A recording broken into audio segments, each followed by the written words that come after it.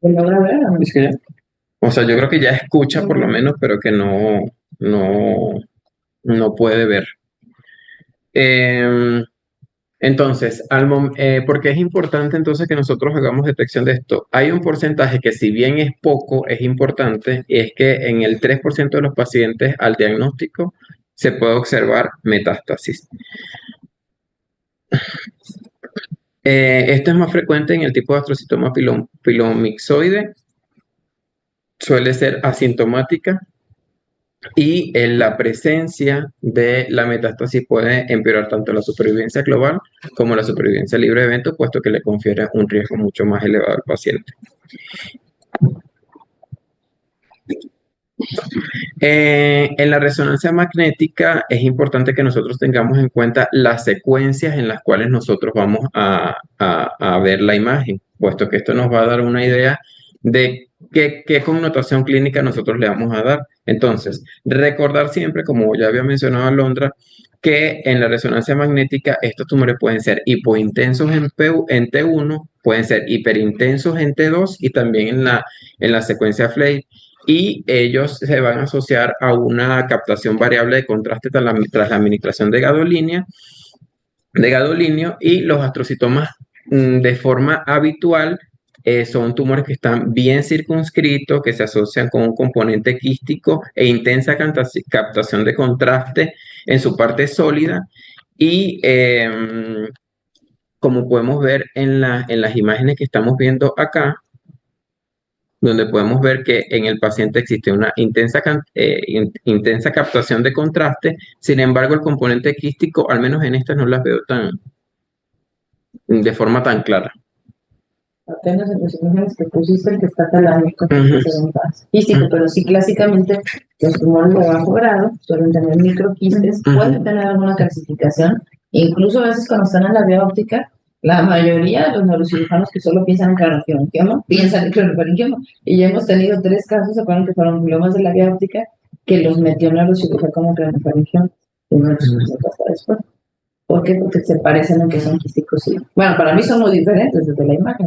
Ya lo veremos en la clase de craniofaringioma, porque la parte quística de los craniofaringiomas es muy específica, entonces es diferente. sí. Y bueno, en este caso también es importante, si yo quiero saber, ¿será de alto grado?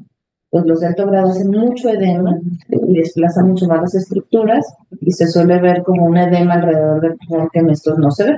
Y eso es lo que hace que sea el famoso anillo, ¿verdad? Que es característico de los de alto grado. Sí. Y también los tumores de alto grado y bajo grado nos ayuda mucho la difusión, que hemos estado viendo mucho en la clase. Sí, restringe, no ¿Puedes la platicar un poquito de la difusión? Sí, o sea, no lo tengo aquí escrito a la lámina, pero sí de forma verbal le puedo decir, ok, ¿qué es lo que nos puede restringir a nosotros la difusión? Lo que nos puede restringir a nosotros la difusión es que existan células tumorales acumuladas en esta lesión que nosotros estamos teniendo. O sea, una imagen en donde se restringe la difusión es una imagen con importante componente sólido, más que líquido o de cualquier otro De alta componente. celularidad. De alta celularidad. Y de mucha división, Ujú. que eso es como si fuera encontrar, hago mis analogías siempre con los temas porque es lo que más ubica a todo el mundo, ¿verdad? Pero es como encontrarte un ácido úrico bien elevado tote. Exacto. O si lo tienes así, va a ser leucemia, linfoma, y es muy difícil que te lo haga otro tumor sólido, porque no se dividen tan rápido. Acá también, en una difusión, son tantísimas las células que ven, restringen. Entonces te hacen pensar, o en si es astrocitoma, será de alto grado, o si no, en algo embrionario, y son muy característicos los patrones. Sí. Entonces, pues bueno, en las imágenes que coloqué anteriormente, coloqué 3 cortes de T2 y un corte en T1, en donde ya podemos evidenciar, como ya bien comentamos, aquellos que son hipointensos, vamos a saber que está relacionado con un corte en T1. Aquellos que son hiperintensos son aquellos cortes en T2, como estamos viendo estas lesiones bien circunscritas en estas imágenes. Bueno, tú sí estás pero sí. Faltó el flare. El astrocitoma pilocítico corresponde a un grupo de tumor de células gliales, al igual que el resto, de aspecto bipolar, de patrón bifásico, es decir, que está compuesto tiene el componente compacto y también tiene un componente microquístico. Se puede evidenciar la fibra rosetal y tiene baja tasa de proliferación. Entonces, también en esto es importante que tengamos en cuenta cómo está si restringe o no la difusión en estos pacientes, que nos puede también dar una idea. Son tumores que son muy vascularizados y que tienen cambios regresivos, o que pueden tener cambios regresivos. Acá sí podemos evidenciar de forma un poco más, sí, los quistes que quería ver exactamente. Entonces, vemos una lesión que es heterogénea porque la lesión no está totalmente en una misma densidad, y esto está dado precisamente por la presencia de los quistes, que es lo que estamos viendo acá. Entonces, aquí estamos viendo una secuencia en T2 en donde estamos viendo que este tumor tiene el componente sólido, pero también está adosado a un componente quístico, que ya lo sospechamos inclusive desde el T1, aunque sabemos, por ejemplo, que en el T1 todo lo que está pintado o que está hipodenso corresponde a la lesión sólida.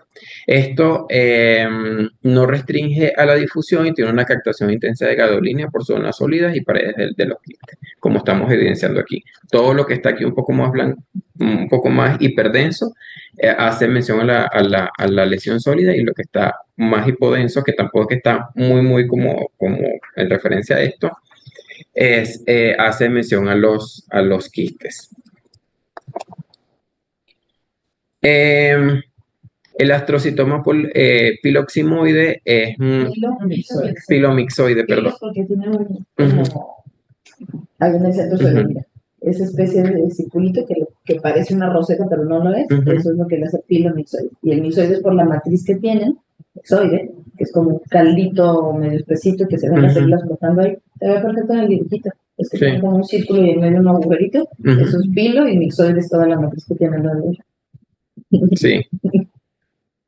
Entonces, tiene la variante rara del astrocitoma pilocítico, en donde se encuentra la disposición angiocéntrica de las células, tiene una tendencia a mayor celularidad y mayor índice mitótico, y también una variante donde hay mayor agresividad clínica, sobre todo aquellos que se presentan en estas edades del lactante.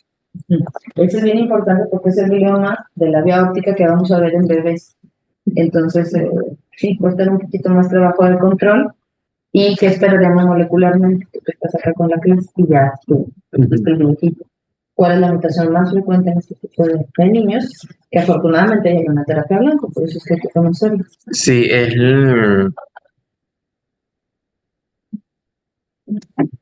Regresa a tu dibujito, no vale la pena. Te la puedo decir yo, pero siento que les va a quedar bien porque si alguien la sabe, puede levantar la mano y decir, no estoy segura si es BRAF B600, esa es. Es la BRAF B600. Sí, porque ya dijimos que se predomina en diencéfalo, en vías ópticas. Sí. No es la única, hiperdominar es el 60%, hay otras muchas que ni siquiera son reconocidas.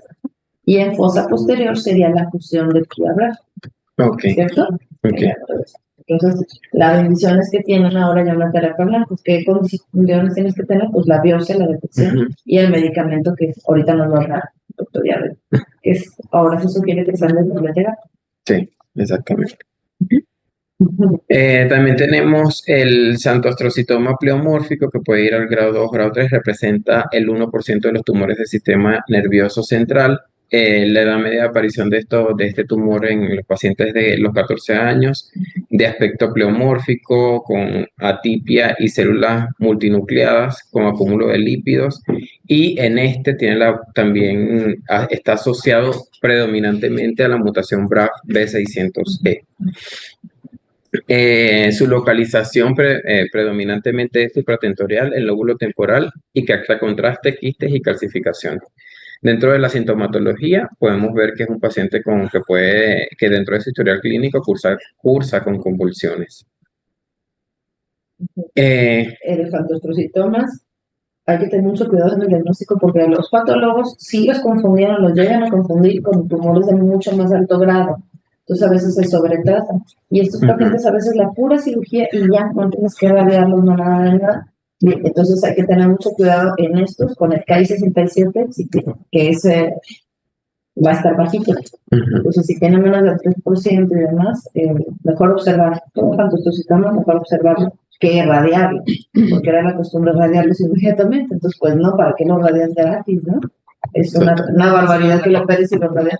Sí, porque hay muchos centros en el país y ustedes van a ir a sus países o a sus centros Y lo que queremos es tratar de evitar la sobreirradiación, porque son secuelas a largo plazo innecesarias en la gente, que la pueden dar con una discapacidad a largo plazo que no requiere el paciente.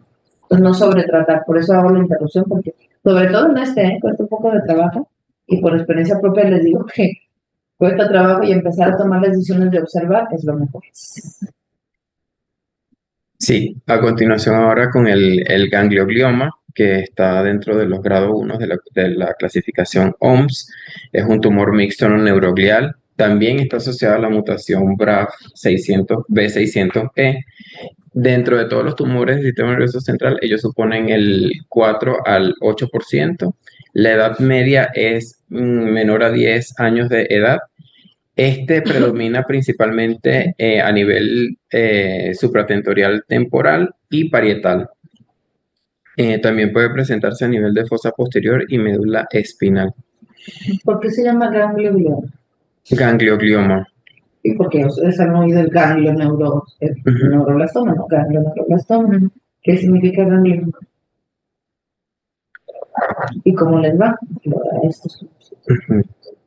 Listo, lo preparaste. ¿Qué es ganglio? Sí lo platicamos. Sí, lo platicamos. Por la relación que tiene ganglio, porque es neurona, ahí está alterado en sí la neurona. Si se fijan, todos los demás son células de sostén, la glía. Las células de sostén. Sí tienen mutaciones dentro del neurona y se ven células neuronales atípicas, no solamente la glía que lo sostiene. Y en el piso dice que este también es un tumor de mucho cuidado cuando se lo hagan y se lo mandan al patólogo. ¿Por qué? Porque existe la posibilidad de error sin... Hay otra estirpe que ahorita nos lo va a mencionar también el doctor, donde hay de entrada una difusión meningia. Y ese ya se reconoció en la OMS, ¿verdad? Sí lo tienen más adelante para no... Dale. No voy a aventar más adelante para no aventarme demasiado. Como glioneuronal, leptomeningio, así lo tienes porque se mencionó en la OMS. Y es una entidad distinta. ¿Sí lo tienes o no? Creo que... Bueno, dale. Creo que no, doctor. Si no, ahorita, no, ok. No. Si no viene, ayer, bueno, más bien el miércoles que vimos la clase, les volví a hacer hincapié ahí y se las hago porque si no, no van a hacer el diagnóstico. Tú requieres mandarle al patólogo eso y tu clínico sospecharlo, porque desde un inicio ves que está muy metido. Por ejemplo, tengo 2 casos que empezaron en el lóbulo temporal, son niños más grandes, los que tienen el leptomeningio difuso, que los niños que tienen ganglioma. Los gangliomas puros son como más pequeñitos y estos tienen, se ven como embarrados en los meninges y pueden llegar a tener metástasis canal. Entonces en ellos sí es importante la resonancia magnética desde el inicio y que tú se lo mandes al patólogo porque se ven igual al microscopio. Si yo le mando el ganglio neuronal difuso leptomeningio y no le digo cómo estaba la resonancia, me va a decir que es una ganglioma. Entonces acuérdense de eso. Evaluar ustedes como clínicos todo el eje y cómo se encuentra, si está pegadito o no meninges, para que ustedes ayuden al patólogo a hacer el diagnóstico correcto. Sí, gracias, doctor. No, perdón, pero sí lo acoto porque luego sí se nos va. No, gracias, muy bien. Y también tenemos el tumor disemboblástico neuroepitelial, que está dentro de la clasificación histológica grado 1. Este representa un poco menos del porcentaje con respecto a los tumores anteriores, aproximadamente el 1% en aquellos menores de 20 años. Aquí la edad, el grupo etario se prolonga un poco más. Y 2/3 de ellos están localizados generalmente en los lóbulos temporales. Estos tumores tienen la característica... ¿Cómo debutan entonces? Con epilepsia estos pacientes, pero... Muy característico, epilepsia. Un niño que tiene epilepsia, les ve súper bonito porque, aunque está bien fue el nombre, dices, ay, qué miedo, ¿no? Parece como que sí es de alto grado. No, es de grado bajo, lo operas y ya se curó.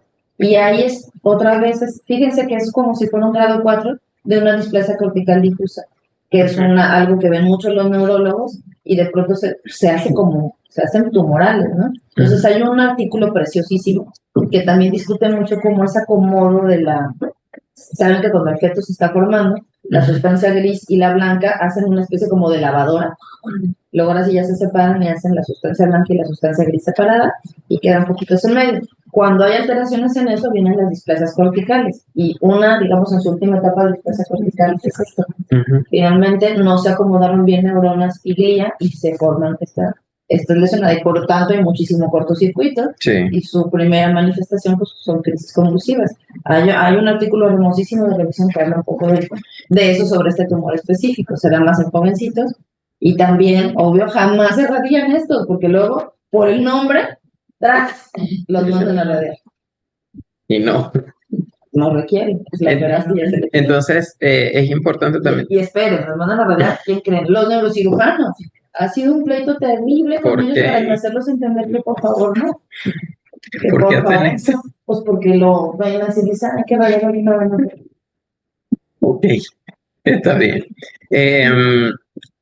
Desde el punto de vista de las imágenes, las características que tiene esta lesión tumoral es que tiene escasa captación al contraste, como estamos viendo en la imagen. Entonces estamos viendo esta imagen acá, en donde tiene escasa captación del contraste que corresponde a esto, y esta es una captación de aproximadamente el 30% del total de la lesión tumoral que tiene este paciente. Entonces, es como una de las características que menciona y que no es un paciente que hace EMA, por lo cual la clínica de cráneo hipertensivo no va a estar tan acusada.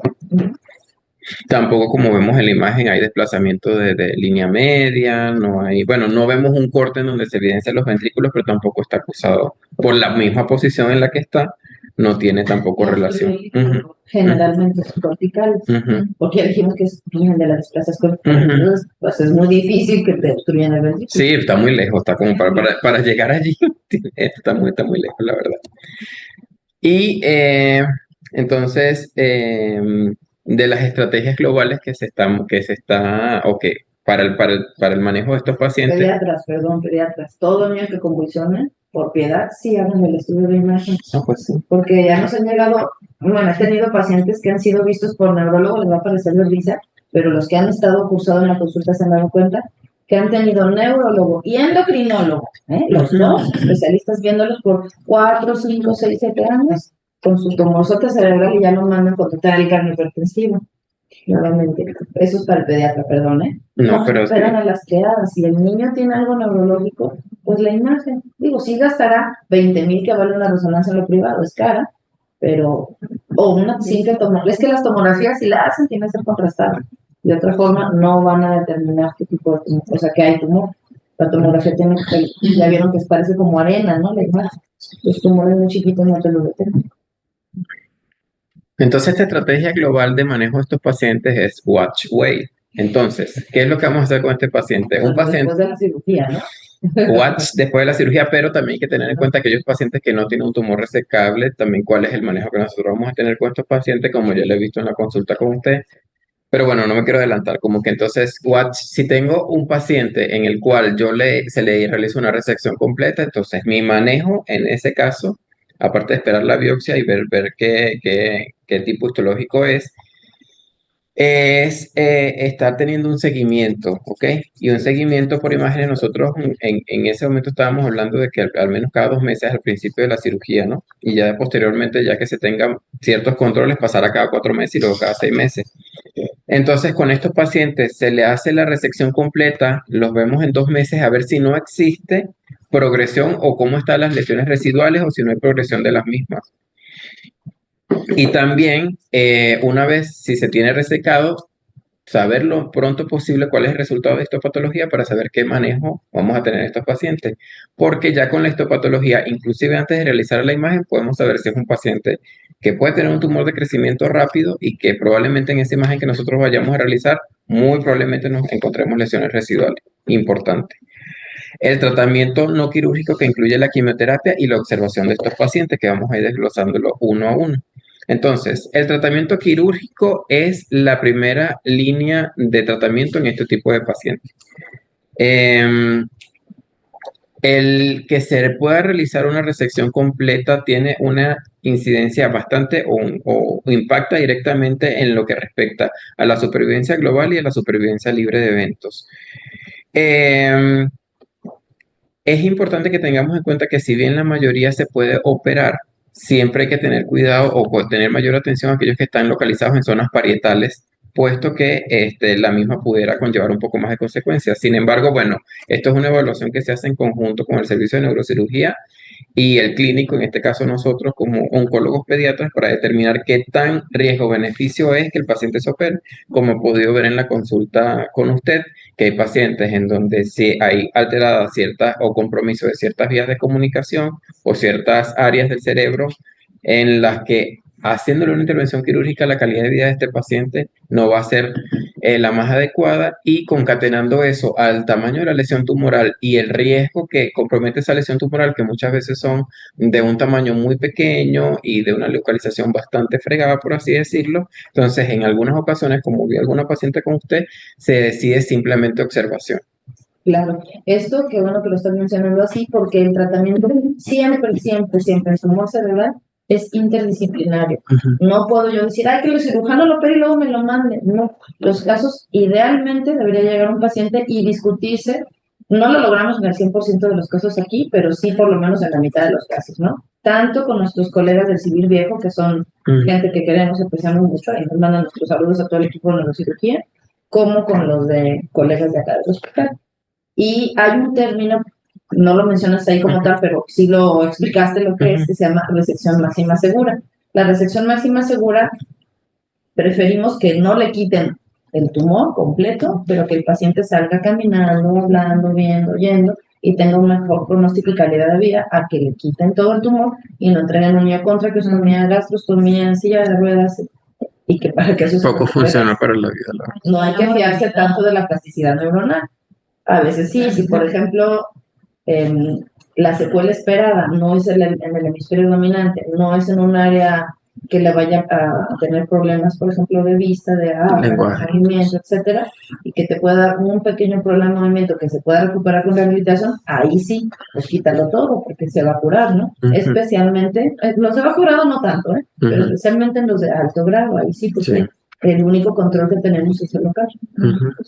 Pero entonces con esa resección máxima segura, y a donde lleguen, busquen inmediatamente al neurocirujano, invítenle a desayunar y platicar mucho de cómo trabajar en equipo, lo mismo el patólogo, lo mismo el radiólogo, porque otra cosa importante para el seguimiento. Si yo lo mando a un lugar de resonancias, así, luego se lo hacen en el Civil Viejo, luego se lo hacen en el Nuevo, luego la mandaron a la Clínica de la Maravilla, pues va a llegar corriendo llorando de los diferentes escenarios, porque como no lo conocen, lo ven peor o lo ven mejor. Entonces traten de que siempre sea también el número de lo... Es difícil, ¿eh? Es complicado. Aquí funcionó muy bien cuando servía bien el resonador y teníamos al neuroradiólogo. Ahora no sirve casi el resonador y el neuroradiólogo se fue. Pero bueno, vamos a tratar de volver a hacer la escuela, que ya vamos muy bien. Esperemos. Sí. Entonces, ahora vamos a hablar sobre el tratamiento no quirúrgico, pero antes de adentrarnos como tal las modalidades de tratamiento, vamos a hablar para quienes están indicados estos pacientes. Entonces, al diagnóstico, aquellos pacientes que son menores de 12 meses, aquellos que tienen afectación neurológica o visual que es grave, y que aquellos que cursan con síndrome de diencefálico, y aquellos que tras la observación tienen deterioro visual neurológico y progresión tumoral evidenciada a nivel de resonancia magnética. Entonces, dentro de las modalidades de tratamiento tenemos la quimioterapia, la quimioterapia convencional o la quimioterapia intravenosa, como la queramos llamar. Uno de los esquemas más utilizados es aquella que es carboplatino vincristina, que como bien ya la hemos utilizado en la consulta. He visto inclusive que estos pacientes usted hace esta modalidad de forma ambulatoria. Entonces, sé que no es motivo de la discusión que vamos a tener ahorita, pero sí he visto y usted después le tiene un seguimiento de su perfil renal para saber que no haya afectación renal. Pero sí me llamó la atención porque, como me comentó, hay otras partes donde estos pacientes se ingresan y obviamente esto aumenta un poco más la morbilidad que tenemos en el área de hospitalización. Pero bueno, lo que... Por ser platino, muchas personas quieren asegurar mucha hidratación, y yo también. Nada más que de forma ambulatoria tenemos la fórmula que está descrita. Sí. En Norteamérica se hace todo esto ambulatorio. Sí. Aquí en México es donde se ingresan mucho. No sé si en los hospitales ya... Sí, en los hospitales. Tengo rotatorios, pero sí sé, porque varios compañeros, colegas míos, Me han llamado para pedirnos, oye, ¿cómo le haces para Y bueno, lo hemos visto en la pagar la consulta, que ambulancia? usted es una carga que se le pasa al paciente dependiendo obviamente dependiendo de los kilos que tenga, si es menos de 30 kilos o 20 kilos, te baja 10 ml por kilo y ya si es mayor a ese peso, te baja una dosis por metro cuadrado de superficie corporal, que se la pasas previo a la administración de la quimioterapia y posterior a la administración de la quimioterapia. Si el volumen es muy elevado, a veces en vez de 1 hora se pasa en 2 horas, pre y post tratamiento. Y pues usted siempre le indica al paciente que luego de ese ciclo se haga un examen general de orina y se haga los electrolitos también para saber cómo está. Así es, Y de esta forma entonces tenemos una ventana, sé qué afectación tengo a nivel renal por la quimioterapia. Y de esta forma hace una derivación temprana al servicio de nefrología para que trate todas las por tubulopatías cierto, es asociadas. un trabajo bonito que presentar, si el que guste, hay que analizar cómo nos fue con los carboplatinos. Yo así de forma empírica, porque es que no lo tengo medido con gráfica, veo que nuestra falla renal tengo cero. Ninguno de los pacientes tiene algún problema renal crónico, pero a lo mejor tienen alguna tubulopatía que no hemos medido. Si alguien se anima, pues Está bonita la tesis. pues no, fíjense que a veces no es ni para tesis, no los dejan. No. Sus tesis son alineadas a San Luis y San Luis no lo agradezco. Ah, Pero sí la podemos hacer para un congreso o para conocer. está bien, podemos hacerlo con un trabajo. Sí, exacto. Por si se animan, creo que es un trabajo más o menos sencillo y muy bonito. Ok. También el esquema de bimblastina que contempla 70 semanas de administración de la misma. Está el esquema. Que en Europa es el número 1, ¿verdad? ¿Y bimblastina semanal? Para sí, Semanal. la bimblastina es la número 1 y es su primera línea de tratamiento. En Norteamérica, Latinoamérica, porque son sus fans, así es cierto, usamos el esquema del COG, que es este, ¿verdad? Digo, porque tienen luego su nombre, COG, carbobimblastina. Sayo usa. Doctora, y vi el del COG del 9952 que compara carboplatina con Mincres y en el otro brazo la tiarabina, procarbazina. Sí, empecé a ver. La verdad, nosotros no lo usamos uno porque no tenemos la disponibilidad de drogas, es muy, muy tóxico, los resultados fueron casi iguales. El PTSB se usa mucho en Estados Unidos, también tiene sus regiones, como todo. Sí, lo usa el norte y el lado que está pegado hacia Europa, o sea, todo eso. Hacia el este. California usan el PTSB, el resultado es igual y esto es una cosa que discuten mucho. A largo plazo se controlaron más los del PTCB a largo plazo. Pero bueno, yo no se los daría porque tienen muchísima más toxicidad y secuelas a largo plazo. Okay. Y aparte de que no tenemos procarbazina, ¿verdad? Pues no se las podemos dar porque no hay en México. No lo tenemos, pero finalmente se me hace mucho más tóxico. Y los del carboplatino, la verdad, ustedes los han visto en consulta, no bien a gusto. Realmente no le batallan mucho, pues. Sí. Y el AOPCA 2000. Buena observación. Y el AOPCA 2009 que contempla también las dosis de carboplatino vincristina. El carboplatino se aplica cada 3 semanas y la vincristina se aplica de forma semanal. Entonces, con un total de 47 semanas de mantenimiento cada 4 semanas. También dentro de los fármacos que debemos contemplar en el tratamiento, de acuerdo al tipo de tumor y si es productor de vasos o de neovasculatura de forma rápida. Porque creen, esa fue la gran sorpresa. El Avastin surgió, o su nacimiento fue para gliomas de alto grado. Tuvo una excelente respuesta en adultos, no para que se curaran, pero para que tuvieran más calidad de vida en radioterapia y a ciertos subtipos que tenían IDH. Bueno, la historia es de adultos, no la heredan a pediatría. Y en pediatría pues no les va tan bien porque hacen mucha necrosis los de alto grado, es otra historia. Pero entonces hay unos tumores que van a progresar inexorablemente, sobre todo los de vía óptica, que ya los han visto, porque son gigantes, no los puedes quitar, muchos son pilomixoides.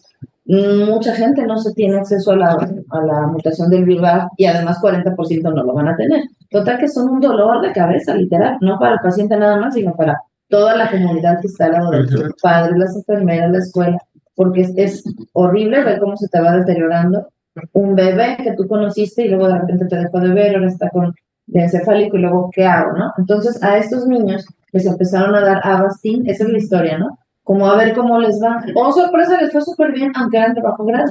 Y entonces el siguiente paso fue, lo podemos dar antes, y ahora se ha visto que el Avastin es el número 1 para estabilizar la cuestión visual en todo tumor de vía óptica. Entonces, se puede usar en algunas instancias, incluso antes, no antes, el carbo y si no Avastin. pero hay algunos centros que ya están viendo, les puedo dar desde el principio, cambió la historia de algo que no sabíamos porque no estaba previsto para ese tipo de tumor. Esa es la historia de lavas, tienen mielomas de grado bajo y sí les va bien. Ok. En la quimioterapia metronómica, como No se sabe por qué, porque yo pensé que me iban a preguntar luego, ¿por qué les sirve? No se sabe porque realmente no tienen el factor de crecimiento endotelial incrementado en sus o inhibidor receptores. del Sin embargo, crecimiento sí vascular funciona. endotelial. Se cree que puede ser por la parte del edema. Eso le iba a decir, que hay uno de los artículos que vimos cuando nosotros por allá que dice que como disminuye el edema y la presión pues ahí del nervio óptico y demás, como que tiene ese efecto protector de, no tanto que no evita que progrese, sino que, no tanto que gana, sino que evita que progrese o conserva la visión lo más posible. Eso es lo que se ha presumido, pero tampoco hay pruebas biológicas. Pero sí, esa es la deducción, que posiblemente lo que haga es que baje el edema, y al bajar el edema, no baja el edema crónico. Y el tratamiento, bueno, la quimioterapia metronómica, como bien sabemos, tiene un efecto angiogénico, pero ese sí ya es conocido el porqué. ¿Y cuáles? Porque hay varias quimioterapias metronómicas, aquí sí vale la pena hacerlo, porque también una de la vieja escuela también volvió, y tú la viste con su telacama. Sí, la ciclofosfamida, ¿cuál? La temozolomida con ibuprofeno. También se creó para los gliomas de alto grado, también lo usó adultos en glioblastomas. Fue un hito en su momento tremendamente grande y tú lo vas a ver cuando veas, es muy poquito en pediatría, 10%, pero los tumores adult-like que tienen TDAH positiva, ya lo van a ver que la oncohistona, esta cómo funciona, a esos sí les puede funcionar muy bien si tienen MGMT mutado, si no, pues no, ¿verdad? Porque la MGMT lo que hace es degradar esta sustancia. Entonces, al tenerla, no lo degrada, aumentan los niveles y les va súper bien. Por eso funciona muy bien en ese subtipo específico de glioblastoma, digamos. Pero entonces la herencia también se vino en los gliomas de bajo grado, pues también por decir, ¿qué le doy? Esto actúa el cerebro, vamos a dárselo. Y se vio que también las lesiones de bajo grado, aunque no tienen algo específico, les va mucho mejor porque estabilizan dosis muy bajas. Pero antes la dosis... baja y constante. Fíjense en la dosis. La dosis antes era 75 metros cuadrados en el adulto. En los niños les iba mal porque tenían grandes trombocitopenia, mucho vómito, poca tolerancia. Se bajó a 60, luego a 50, estudios de Sanyu, y luego Sanyu dijo, esta porquería no sirve, sáquenla para allá. Pero luego otro grupito dijo, vamos a irlo dando a los niños de grado bajo porque ya no hay más nada. Y volvieron a ver que se estabilizaba. Entonces, hoy por hoy existe, no es primera línea, obviamente es mejor el carboplatino, pero si es una lesión crónica que lleva una línea o dos, lo puede utilizar en forma metronómica, que es muy bajita, porque son más o menos 20 miligramos por metro cuadrado, y a muchos un poco más alta por el tamaño, o sea, las pastillas son de 20, entonces a veces es muy difícil partir de alrededor de 10, entonces se queda 20 miligramos dosis, pero les viene quedando como 35, 40 porque son niños chiquitos, metro cuadrado, pero la tolerancia es excelente, que puede estabilizar las lesiones por mucho tiempo. Número 2, también vieja escuela y no sabemos por qué, etopósito. Etopósito, dosis muy bajita, la misma fórmula que se le puede dar vía oral, se puede dar intravenosa. Claro, aquí no estamos hablando de mundos idóneos, ¿verdad? Lo idóneo es tener, claro, esto no me está dando pura antigüedad. Esto es desafortunadamente muchas veces producto de la pobreza y la carencia de un diagnóstico molecular. Lo que tenemos que hacer y la necesidad de darle una calidad de vida. Ver si tiene las mutaciones de BRAF y darle una terapia dirigida. Incluso nosotros, aún teniendo el BRAF, es bien difícil conseguir el fármaco. Y más ahora que es doble terapia, ya lo vamos a ver. Son costos de 50,000, 60,000 o hasta 80,000 pesos mensuales. O sea, a veces no es que no quieras, sino que la posibilidad es difícil, pero no hay que ignorarlo, porque como pasaba igual con las quimioterapias en leucemia, las terapias Blancora ya son mucho más baratas y ahora son del día a día. Esto va a pasar también acá, nomás es cuestión de tiempo y hay que saber, ¿no? Para poderlo usar. Doctora, ¿qué pasó con su paciente de esclerosis tuberosa, el bebé? Sí, ya no tuvo problemas. No, y ese niño le vamos a salvar la existencia, vas a ver, porque no se le va a notar que tiene esclerosis tuberosa por haberlo empezado desde chiquito. Va a quedar bien bonito en vez de con retraso, lesiones, claro. Y no tenía, obviamente, Él llegó por SEGA, porque facilitó todo, porque como si es porque quiere. Ajá, y tenía un espermatozoide gigantesco, que se llama. Sí. Esto es básicamente el esquema que comenté anteriormente, pero ya ya viene esquematizado como tal de cómo debe darse las dosis de vincristina, que son de forma semanales, la dosis es 1.5 miligramos o 0.05 miligramos por kilogramo. Ese no se lo recomiendo para nada. Ajá. Súper tóxico, tiene que venir cada semana. Nosotros, bueno, te voy a decir, la hemos modificado al estilo OPCA, y OPCA, y nosotros lo entendemos bien, porque y el OPCA ya mostró que tiene resultados bastante buenos en zonas selváticas y con gente que viene de súper lejos. A mí me gusta mucho, porque traerlos con vincristina semanal, ya saben, ustedes saben que la Neuropatía vincristina por sí da vincristina. neuropatía, a diferencia de la vincristina que da muy poquito, ¿eh? De hacer esto, darle vincristina sola semanal, porque el efecto va a ser igual, muchísimo menos tóxico para el paciente. A mí me encanta la dosis alta, y estos estudios vienen de Canadá, del doctor Eric Buffet. Okay. Y él lo dio, el concepto de dar, porque hay que saber de dosis, ¿no? Carbo Vincri es buena combinación, ¿qué dosis? Porque las dosis que maneja aquí, ¿de cuántos son? La dosis que ellos manejan de vincristina 1.5 miligramos. No, de carboplatino. De 550. Entonces, esto se puede subir, el carboplatino, dejarlo solito el carboplatino con 500. vincristina y nada más darlo cada 4 semanas a 560 miligramos. Que como lo hacemos en la consulta. Que es una dosis un poquito más alta y es la que usamos aquí nosotros, que no te da problema renal, tiene muy buena tolerancia, lo puedes infundir en 1 horita por su buena hidratación y nada más viene cada mes, no hacen toxicidad neuropática y les va excelente, sin tener que dar las vincristina semanales. Sí, yo he visto eso en la consulta. Sí, yo usaba pero era un problema, aparte fallaban mucho, los pacientes dejaron de venir porque se enfadan y hacen más toxicidad, entonces creo que yo les recomendaría en nuestro medio algo más efectivo y menos tóxico, y con la gente que viene de fuera se le facilita mucho venir 1 vez al mes en vez de cada semana. Que es la mayoría. Digo, los nefroblastomas van a decir, oye, no meten los nefroblastomas bien sí, pero los nefroblastomas en 24 semanas ya acabaron, no en 87. Y ya vieron aquí, ¿verdad? Es muy diferente. Total. Luego te abandonan allá en la medio tratamiento o tercera parte. ¿Vale? Sí. Y ya, bueno, pasamos posteriormente a las terapias blanco que son utilizadas en estos pacientes, como el Ramatenib, y es importante que nosotros tengamos en cuenta a nivel de qué vía actúan este tipo de medicamentos. Entonces, este diagrama realmente me parece bien bonito porque vemos que en qué fase de las alteraciones BRAF, B600E y en la fusión BRAF, ellos van a tener las alteraciones. Por ejemplo, en el caso particular del Tramatenib, actúa a nivel del MEC en esa fase. Y la dosis que se utiliza es de 0.025 miligramos por kilogramo. Sí, ya tiene estas fusiones positivas. El Selumetinib se utiliza en pacientes con neurofibromas plexiformes. Ya están a punto de autorizarles para gliomas. Que estaba mejor tolerado. Más que nada te digo que es el perfil de uso y estaban en fase 3 y yo creo que ya no tardan en salir ahora sí la indicación para glioma. Y el Dabrafenib, que es el inhibidor del BRAF y de la fusión BRAF y del BRAF B600E, entonces que también es uno de los que he visto en la consulta que usted está contemplando utilizarlo en algunos pacientes, solo que no se ha logrado la detección del BRAF. O sea, con alguien que lo sabe, ¿no?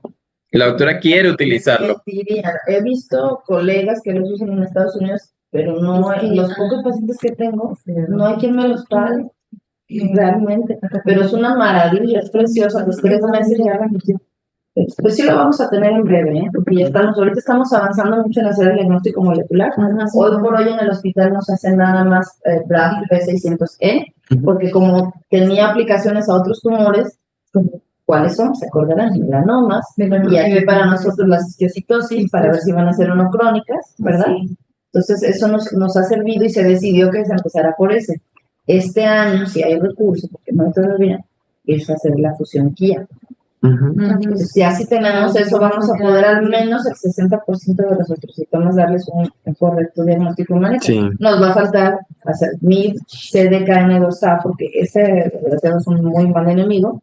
Cuando agarran esa mutación extra, porque se van sumando las mutaciones, ya se tienen de alto grado que ya han estado debajo. Y si encima se suma P53, que ya nos va a platicar ahorita, feliz un poquito. Bueno, pero de aquí lo que me gustaría que observáramos es que hay varias generaciones de medicamentos y la vía grandota se llama MAP-BRAF-mTOR. Es grande la vía, va desde el núcleo, de la membrana hasta el núcleo. Y tiene varias rutas por las que se regresa. Incluso se sintetizaron varios medicamentos hace tiempo que eran duales y había un gran problema porque regresaban la vía y los tumores crecían, se dejaron de usar, ya no se usan. Entonces ahora se tuvo el cuidado de que sean PAN inhibidores que empiezan desde la MA hasta abajo hasta el TOR y son los que les va mucho mejor. Y el primero de esa escuela fue el Tramatenib y después el Dabrafenib. Entonces ahora se ve que cuando los juntan los dos puede tener un buen resultado, aunque nos mandó el doctor Kadumi un estudio que era mejor uno porque aumentaba la toxicidad. Entonces hay que ver porque eso también se está escribiendo, es decir, en Europa, en Estados Unidos, en Asia, en Australia, no empiezan, y se los digo de verdad, no inician con los inhibidores. O sea, yo he escuchado en los foros internacionales, yo diría, ay, todos les dan por inhibidor. Claro que no, porque estos tienen muchos efectos colaterales. Uno de los gachos es que se llenan como una especie de acné, pero todo el cuerpo así tremendamente, tienen disfunción hepática, o sea, tienen también, y esto, ¿cuándo lo vas a quitar? Nunca. Nunca, es una terapia que va a seguir tomando como los diabéticos de insulina. Entonces, es cuidadoso dar todo ese, porque no logra un control total de las lesiones, y es algo bien bonito de ver en los foros internacionales. Uno se emociona con que, la terapia blanco, pero la verdad, yo creo que para un medio como el de nosotros, seguiría siendo una tercera línea, porque empezaría o con platino, y si no me cambio a Bimbla, y si no, ahora sí. ¿Por qué? Porque la economía, los efectos colaterales, todo también tienen que cortar. Esto hoy 2025, a lo mejor en 2030, la doctora me dijo otra cosa. Entonces, recuerden que esto evoluciona, que hay que acumular más conocimiento de todo el mundo y ver cómo les va a largo plazo un grupo grandototote de pacientes. A ver si vamos a poder dar un control total o no, o que los efectos colaterales, por ejemplo, el selumetinib tiene menos efectos que los otros, pero sigue teniendo. Ajá. Okay. Incluso UpToDate lo pone en columnas de que primera línea, por ejemplo, y no los ponen en una no, porque incluso aunque estés en Australia, aunque estés en Estados Unidos, aunque estés en Reino Unido, la decisión va a ser inicialmente cirugía y observación, algunos casos solo observación. Por ejemplo, mucho cuidado con los de las neurofibromatosis. Si tienen neurofibromatosis, a veces no hay que hacerle absolutamente nada, ni biopsia, nomás lo veo al niño, a menos de que empiece con déficit visual, déficit hormonal, algo que le provoque, entonces sí lo trato, ¿sí, no? Si tienen F, lo dejo por ahí. No luego tengas el Tramatenib porque tiene eso. Si no tiene ningún síntoma, pues como por qué, ¿vale? Sí, les explico muy bien Félix, porque ya lo está viendo en consulta, ¿verdad? Que es lo más bonito, ver los pacientes. Ok. El everolimus para astrocitoma de células gigantes supraependimario. Entonces, este es con una dosis de 7 miligramos por metro cuadrado. Este sí no he visto. Se adapta en bebés, ¿eh? Sí. De ese sí tenemos 3 pacientes tratados. Porque ahí dice que esta dosis si es mayor a 1 año y menor a 3 años. Si es mayor de 3 años, es de 4.5 miligramos por metro cuadrado. ¿Qué creen? La mayoría van a ser menores de 3 años, ¿eh? Casi todos son bebés. Entonces, en vez de 7, usted le coloca una dosis menor. Ya. Sí, le ajustamos y de hecho, la verdad, siempre que lo hemos usado, lo hemos hecho con interconsulta, o más bien sesión internacional. Tenemos apoyo de Sanyu, del grupo de Gabno, del grupo latino, se presenta el caso y ahí le damos como una revisión para ajustar. Porque, por ejemplo, el bebé este último que le hemos dado tenía un mes, menos de un mes, 20 y tantos días, muy chiquito. Sí. ¿Le dimos 3.5? Sí. De hecho, la dosis subía, ¿te acuerdas? Y luego tienen que bajar. Lo subí y lo bajaba con el rato. Exacto. Ok. Entonces, ahora sí vamos a pasar ya, porque nos falta. No puede ser, no faltan nada. Y el problema es que yo me voy. No, dale. Los gliomas de la vía óptica, entonces, básicamente son tumores de desarrollo cerebral de bajo grado que pueden crecer a lo largo de cualquier parte de la vía óptica. Puede ser de los nervios ópticos, de las radiaciones ópticas, y también puede tener involucro del hipotálamo adyacente y las estructuras límbicas circundantes. Desde el punto de vista genético, bueno, esta se puede asociar en hasta el 50% de neurofibromatosis tipo 1, que por eso fue que vimos, de hecho, una de las imágenes anteriormente un poco parecida. Em, También el 20% de los niños con neurofibromatosis tipo 1 puede presentarse con esta alteración y presentan las asociaciones entre una y otra representan el 3 al 5% de todos los tumores del sistema nervioso central. La metástasis en estos casos es bastante rara, aunque es importante que se busque y la supervivencia a largo plazo en la edad adulta es más del 80%. Bueno, las características clínicas son más o menos ya varias que habíamos mencionado anteriormente, como para no volver a hacer mención de la misma. De esta tabla que hace respecto a ciertas manifestaciones clínicas que pueden tener, me gustó muchísimo este cuadrito que aparece, acá en la parte superior, en donde, sí, ok. Ok, entonces vemos que uno de los síntomas más asociados es en un 30% el dolor de cabeza y seguido de aquella sintomatología visual que está como un ítem aparte. ¿Te acuerdas que es el número 1 visual? Eh, Porque a veces se pasa el nistagmo. el nistagmo. Ujú, Eso y neuroblastomas son los que te presentan nistagmo solito. ujú. El diagnóstico es diferencial, ya sabemos, clon o no clon. En poco menos frecuencia puede observarse en estos pacientes náusea y vómitos. En este estudio se demostró que aproximadamente un 7%, pero bueno, definitivamente son pacientes en donde el dolor de cabeza o la cefalea va a estar bastante acusado. Ay, ya, para salirme de aquí.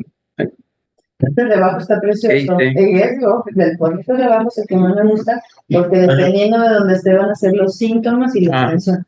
Todo tumor que sea retroquiasmático, Ujú, sí denle quimioterapia. sí. Si es antes del quiasma, sí pueden observar. Pero si es retroquiasmático, va a avanzar. Entonces, Ujú. prácticamente seguro. Entonces, el quiasma es su medida, digo, aquí en vías ópticas. Si está arriba del quiasma y ya se quedó cieguito, pues ya no le haga confundido. Ya no le va a servir, ¿verdad? Pero si está retroquiasmático, aunque esté en esas condiciones, sí hay que tratarlo porque se va a seguir extendiendo. Y pues nada más eso. Ujú. Eso es muy importante. Y este diagrama de flujo también es muy importante sobre qué nosotros vamos a hacer con este tipo de pacientes. Es más o menos algo parecido a lo que ya habíamos visto en el manejo de los otros de bajo grado, pero es que si tenemos una intervención clínica completa, entonces vamos a ir a observación y evidenciar que el paciente no esté en una recaída o en progresión de la enfermedad.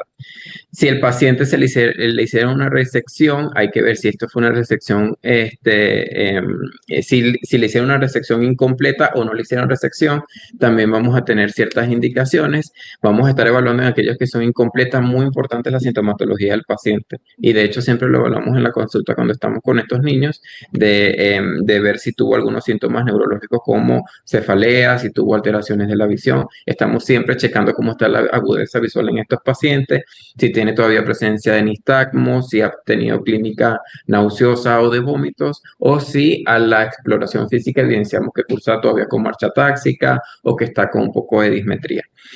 Entonces, en estos pacientes donde está la resección incompleta, también nos vamos a este eslabón de la observación y de acuerdo a lo que nosotros veamos, si hay pacientes que nos hacen síntomas de que está en progresión, pues podemos adelantar un estudio de imagen que tengamos estipulado para cierto momento, como ya lo hemos hecho en la consulta. En aquellos pacientes en donde no se hizo la cirugía, pues debemos pasar luego al tratamiento y hay que saber hacia qué terapia nos vamos. Entonces ellos hacen un punto de corte para la radioterapia de mayor de 8 años radioterapia y menor de 8 años la quimioterapia. Entonces de allí ellos hacen como que el manejo y se ha hecho grupos randomizados entre quienes han recibido carboplatino más bien Cristina y Esto estabiliza más, me da tristeza decirlo eso, pero Ujú. de radioterapia. Ujú. Yo lloro porque quisiéramos quitarla, ¿verdad? Entonces ahí los defensores, le digo al doctor, ahí los defensores de la radioterapia, todo lo queda claro, los que no es radioterapia. Nosotros, yo personalmente pienso que cero radioterapia es mejor. La doctora no Pero piensa sí hay muchos artículos. la doctora del Sancho. Le tocó a Félix un foro muy bonito que hubo recientemente de tumores cerebrales. Y estábamos viendo una plática y salió una doctora, ella da mucho radioterapia en su centro. Y ahí se arma la discusión porque el 90% decimos, no, no hay que radiar, y ella, no, pues sí, por esto, y pone sus hechos, y realmente sí estabiliza lesiones, y realmente sí acabamos mandando pacientes a radio, se arma de primera línea. Ya, Sí. sí queremos que vean, sí queremos que se estabilice, pero no de primera línea. Dentro de las nuevas terapias estamos los inhibidores de la vía MEK, que como bien sabemos juegan un papel importante en la fisiopatología de casi el 100% de todos estos tumores. Y tenemos el ensayo NST-038, en donde contempla el uso de solo... Ya sabemos de la visita, Sí, que me van a traer, porque tenemos que pararlo, y no sé, hoy realmente tengo un problemita que no puedo ver la clase a la 1, si no les diría. ¿Será que el lunes nos tomamos un momento, en algún momento, el lunes todavía viene, ¿no? Sí, o el martes, Ok, pero ¿a qué hora sería? El martes, como a la... Tiene que ser en la tarde, ya que acabamos. Yo diría que El martes a la 1. ¿no puede ser el lunes a la 1? No, sí. ¿Eh? Es que a veces el lunes estamos como que... lo mismo. Bueno, Sí, disculpen, ya no voy a interrumpir mucho, pero lo que... porque la verdad los opositores es algo que sí. Pero yo sí tenía... 60% de los tumores. Lo que pasa es que ese día yo se había consignado mi cita con psicología, pero... Bueno, entonces el martes, ¿vale? Ok. Pero a la 1 nomás hay que hacerlo porque sí tienen que terminarlo de completa y no estaría Sí. bonito decir, ay, clase vista va. No, está bien, doctor. El martes. Vale, el martes terminamos de hablar el tema. A usted.